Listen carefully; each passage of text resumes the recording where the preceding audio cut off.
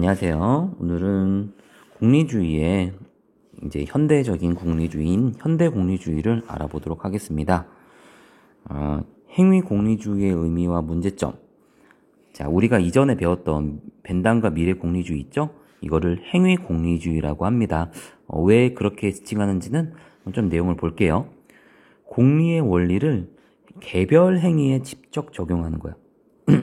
개별적인 행위라고 하는 것은 행동을 할 때마다 매번 그것이 최대 다수의 최대 행복의 원리에 맞는지 안 맞는지를 따져본다는 거예요. 매번. 예를 들면 거짓말이라는 행동은 오늘 거짓말을 할 때랑 내일 거짓말할 때랑 내일 모레 거짓말할 때 상황이 항상 다르잖아요. 어떨 때는 거짓말이 유용할 때도 있고 어떨 때는 유용하지 않을 때도 있죠. 그러니까 매번 적용하는 것, 이거를 행위공리주의라고 하는 겁니다. 벤담과 미래에 해당하는 거예요. 더 많은 유용성을 산출하는 행위를 옳은 행위로 보는 공리주의다.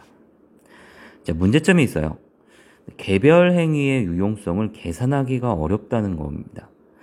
매번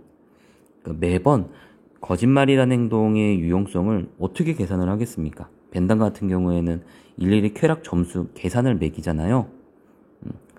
숫자로 표현해가지고 일일이 막 계산하잖아요. 그것을 우리가 일상생활에 생각해서는 너무 실효성이 없죠. 밀 같은 경우에는 조금 유용할 수 있지만은 질적인 쾌락이라는 것도 매번 따져보는 것이 좀 어려움이 있습니다. 밀은 계산이란 말은 하지 않지만 일일이 따져보기가 어렵다. 그리고 도덕적 상식에 어긋나는 행위를 정당화할 수가 있습니다. 상식에 어긋나는 행위. 사실 거짓말이라는 행동은 상식에 어긋나는 거 아닙니까? 그것이 경우에 따라서는 그것이 필요할 수 있다는 거죠. 자, 한번 블로그에 있는 예시를 한번 들어볼게요. 자, 여기 공리주의의 행위 공리주의의 문제점에서 거짓말이라는 것. 매번 유용성을 계산하기 어렵고 번거로움과 그리고 계산하기 어렵다는 거죠. 그리고 여기 만화 예시를 보시면은 철수가 친구들과 게임을 하고 싶었지만 어머니는 철수가 집에서 공부하기를 바랐습니다. 그래서 철수는 어머니에게 거짓말합니다. 집에서 먼 서점에 가야 살 수 있는 책이에요 하면서 집에 안 들어가는 거야. 집에 들어가야 되는데. 그리고 철수는 가까운 서점에서 책을 샀어요. 원래는 먼 데 산다고 거짓말을 했고 친구와 그 시간 동안 게임을 하면서 재미있게 노는 겁니다. 집에 오니까 어머니는 철수를 칭찬했어. 야, 너 멀리까지 문제집을 구입하러 갔구나. 엄마도 쾌락 지수가 올라갔죠? 얘도 철수도 게임을 했기 때문에 쾌락 점수가 올라갔죠. 그러니까 둘 다 최대 다수의 최대 행복이라는 것. 모두에게 좋은 결과를 얻었어. 그럼 이런 거짓말 행동은 정당화할 수 있다는 겁니다. 사실 이런 행동은 상식적으로 맞지 않죠? 그런데 공리주의에 하면은 이런 것도 정당화될 수 있다는 겁니다. 그래서 이런 문제점을 보완하기 위해서 현대 공리주의가 나오는 겁니다. 자, 다시 돌아와서 현대 규칙 공리주의. 현대 공리주의는 규칙 공리주의가 있고 선호 공리주의가 있습니다. 자, 공리의 원리를 개별 행위가 아닌 행위의 규칙을 적용한다. 규칙을 세웁니다. 규칙 공리주의는 행위의 규칙을 적용합니다. 어떤 규칙? 유용성을 창출하는 규칙입니다. 자, 봅시다. 행위의 옳고 그름은 최대의 유용성을 산출하는 규칙. 여기의 포인트예요. 최대의 유용성을 산출하는 규칙. 요거와의 일치 여부 따라 결정된다. 자, 그러니까 거짓말을 하지 말라라는 규칙을 세우는 것과 거짓말을 해라라는 규칙을 세우는 것 중에 어떤 규칙이 최대 다수의 최대 행복을 보장할 수 있을까요? 그걸 따져보는 거야. 거짓말을 하지 말라는 규칙을 세웠을 때 공리의 사회적인 유용성을 더 많이 산출할 수 있을 거예요.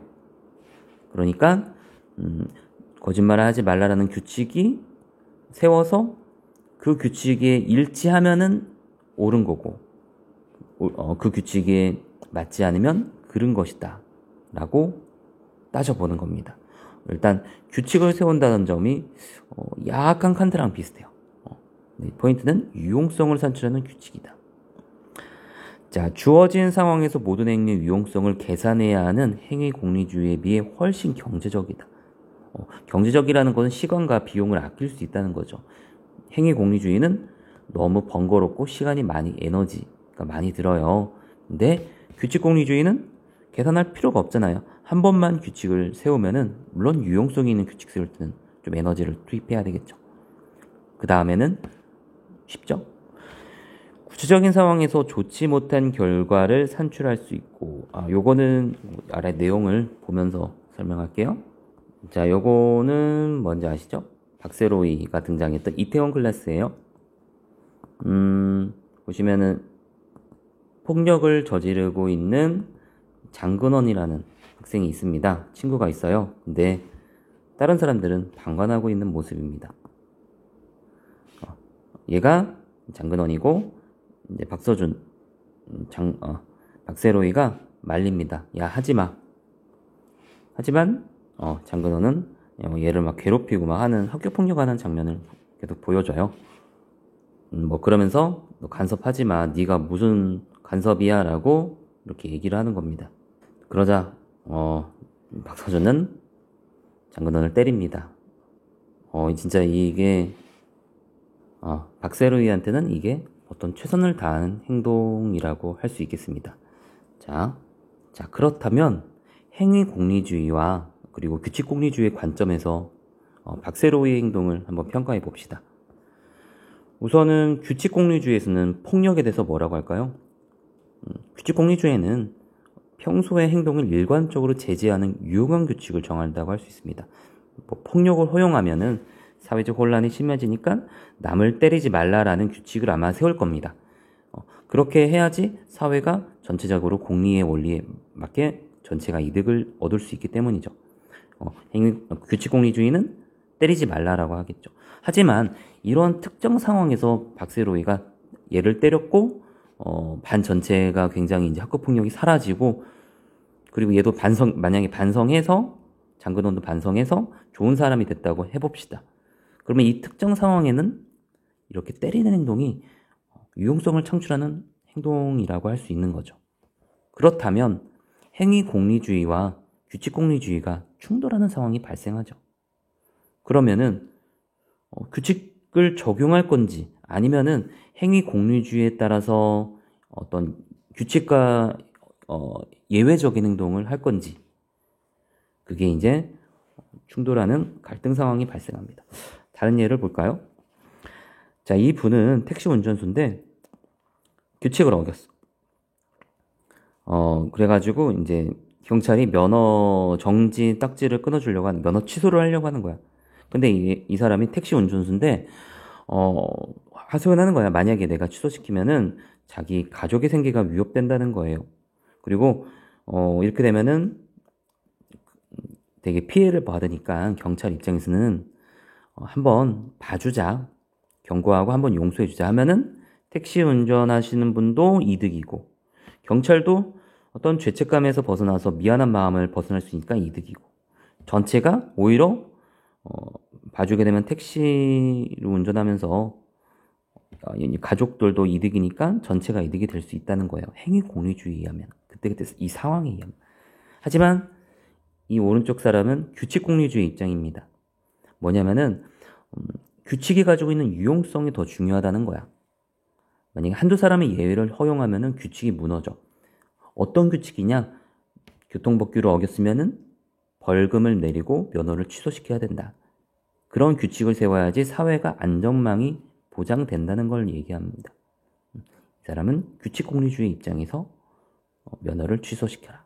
이 두 가지 중에 어떤 걸 선택할지 충돌하는 상황이 발생하는 겁니다. 자, 그래서 요거 예역의 설명은 그거예요. 구체적인 상황에서 규칙이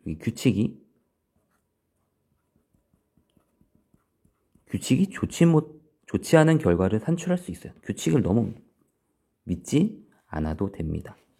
또 문제가 있어. 규칙이 충돌할 때 어떻게 해야 하는지 분명한 기준을 제시하지 못한다. 규칙끼리 또 충돌할 수가 있어.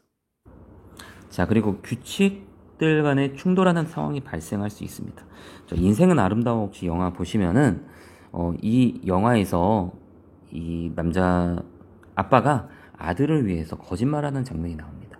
왜 거짓말을 했냐?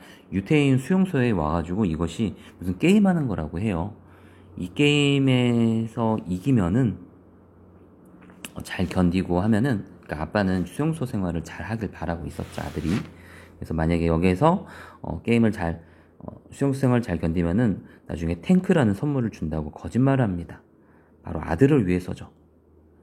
그런데 거짓말하지 말라는 규칙이 있고 아버지는 자식을 잘 돌봐야 된다는 규칙이 있습니다.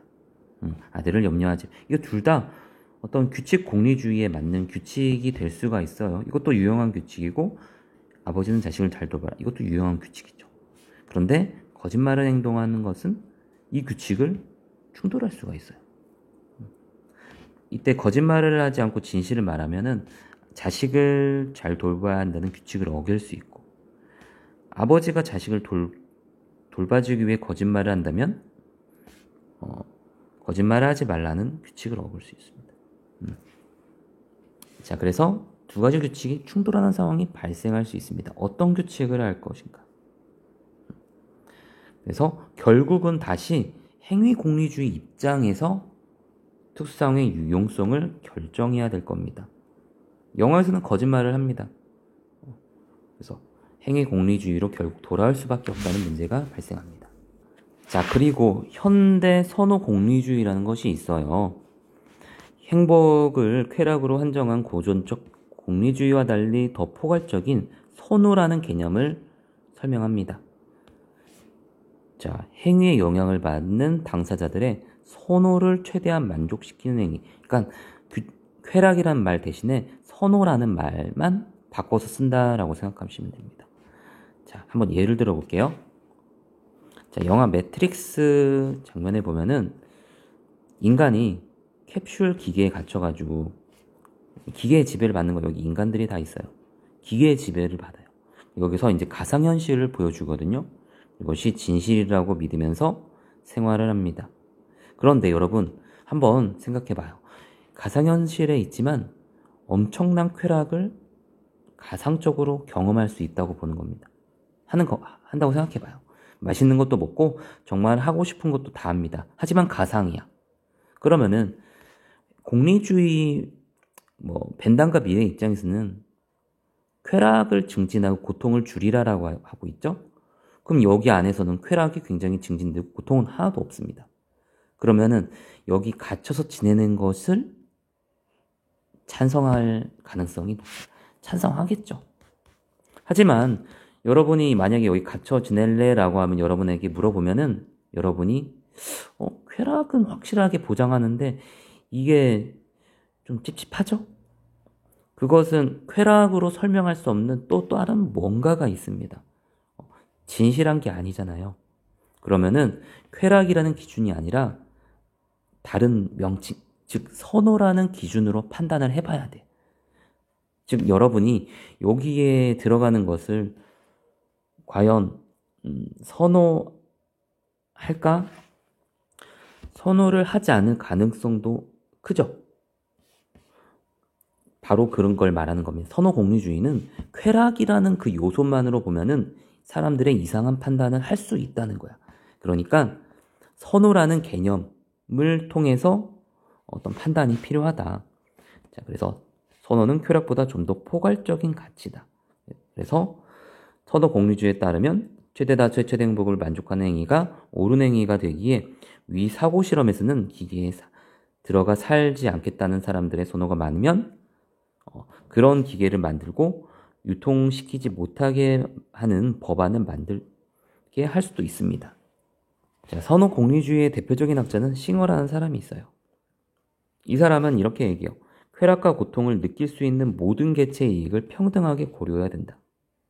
일단 쾌락과 고통을 느낄 수 있는 모든 개체의 이익을 한 명 하나 평등하게 고려해라. 그러면은 쾌락과 고통을 느낄 수 있는 개체들은 이렇게 돼지들도 있어요.